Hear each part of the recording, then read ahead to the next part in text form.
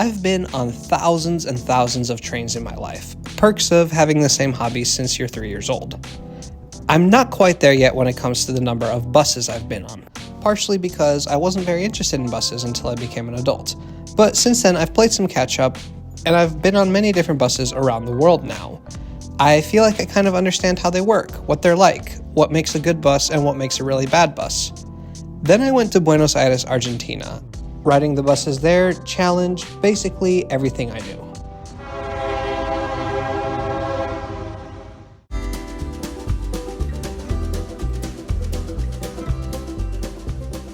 Literally, the first thing I did when I landed in Argentina was ride the bus. I bought a Sube card at the convenience store and followed signs saying Colectivos. That's the official name for urban buses here in Buenos Aires, although sometimes you'll hear people use the slang term Bondi as well. The most important thing to know about riding the bus in Buenos Aires is that the fares are calculated based on distance. So what you need to do is tell the driver where you are getting off. He will then program the fare reader accordingly, and then you can tap your card and the right amount will be taken off. It slows down boarding a little bit, though I've noticed that the drivers are very quick. I'm very glad that I knew about this in advance, or boarding would have been a stressful experience for me. The first thing you'll notice when you're in the city is just how many buses there are. They are everywhere, constantly.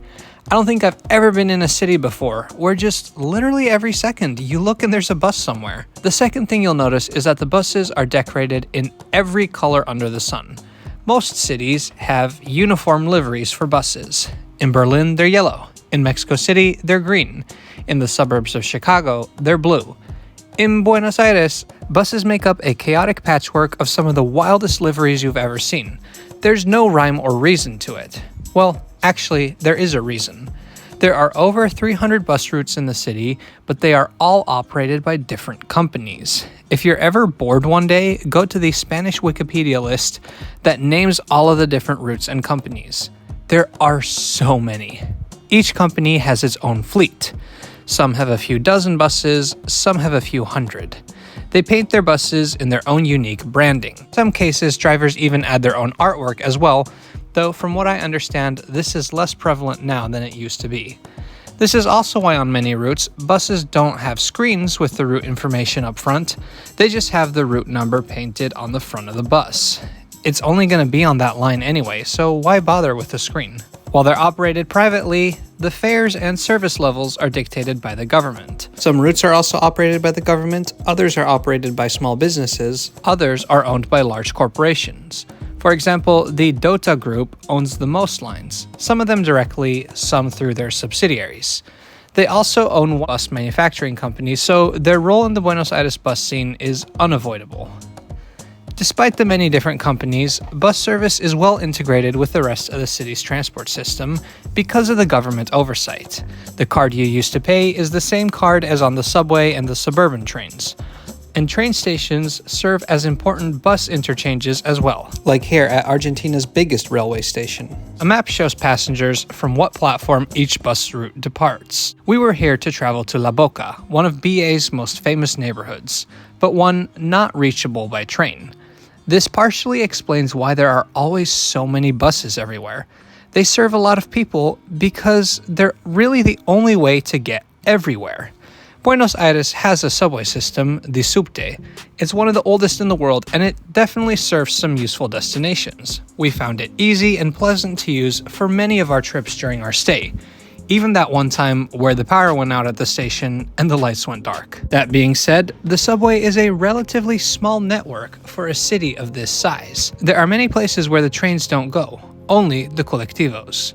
Like La Boca, this neighborhood near the old harbor is popular with tourists for a lot of reasons. La Boca is a true immigrant neighborhood, as is evident from the rich and colorful expressions of culture seen all around. La Boca is considered an important place in the early history of tango dancing, and soccer fans will recognize the stadium that's home to Boca Jr.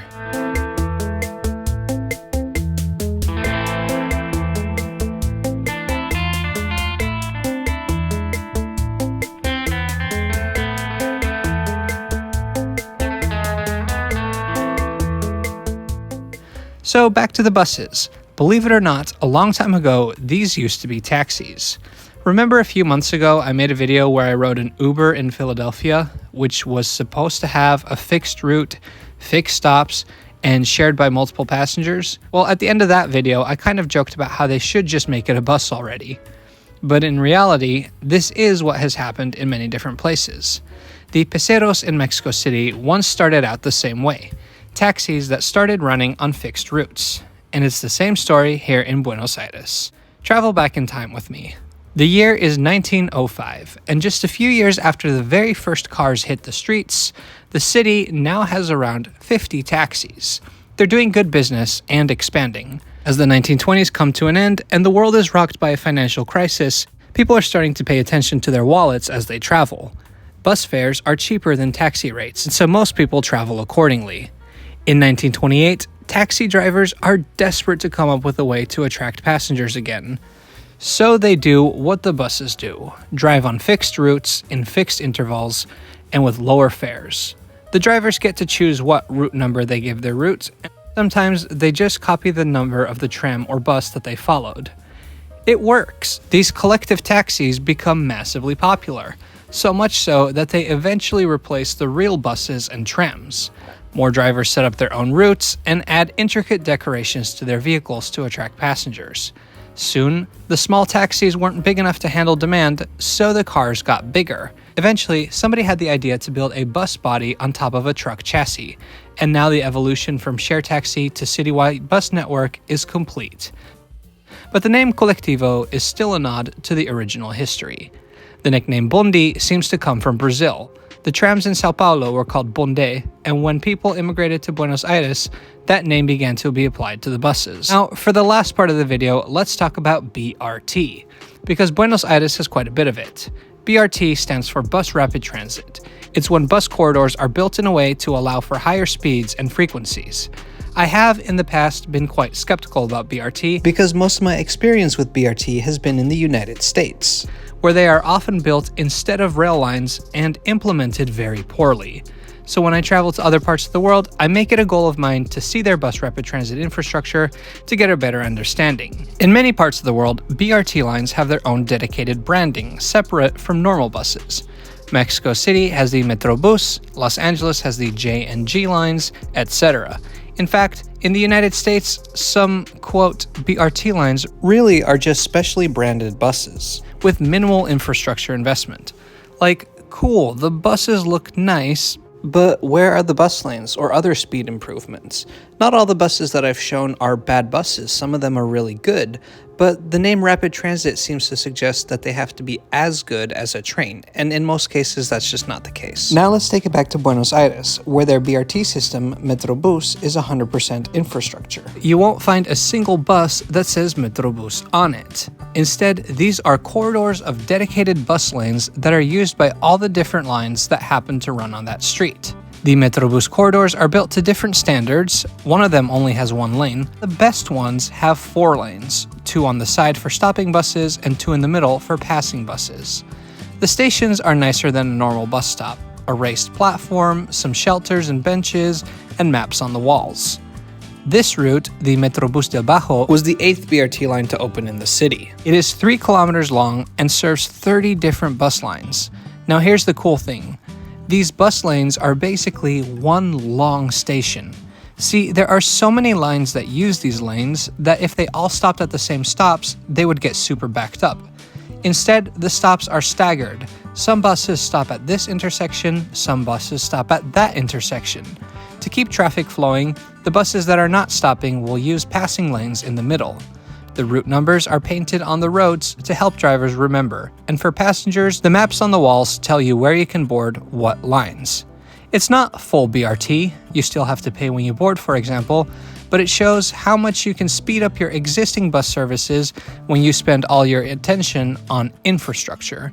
In the city I live, Washington, D.C., I can't even imagine how much better the bus riding experience would be if all we changed was having more dedicated lanes. Most of our major roads don't have bus lanes, and if you're lucky, they might have applied some red paint, but that's about it. So I said that Buenos Aires changed what I know about buses. What do I mean by that? Well, a few things, like take for example the fact that most of the lines are privately owned and operated. That's very different from other cities, where they're usually operated by public agency.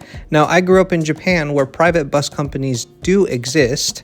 Actually, there are a lot of them, but in Japan, usually a company is responsible for many lines within a specific region.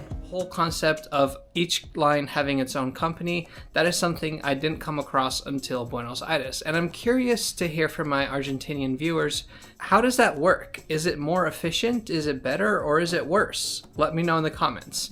Then of course, there's the BRT infrastructure. I like that they focused on the infrastructure. I don't think there's anything wrong with branding a BRT service, but you gotta make sure the buses can move fast. And especially the 4-lane thing, where buses can pass each other, that helps them move really fast. It's not perfect, but it's something that I'd like to see more in other parts of the world. Anyway, if you enjoyed this video or learned something new, please subscribe to Trains Are Awesome. Thank you so much for watching. We'll see you next time.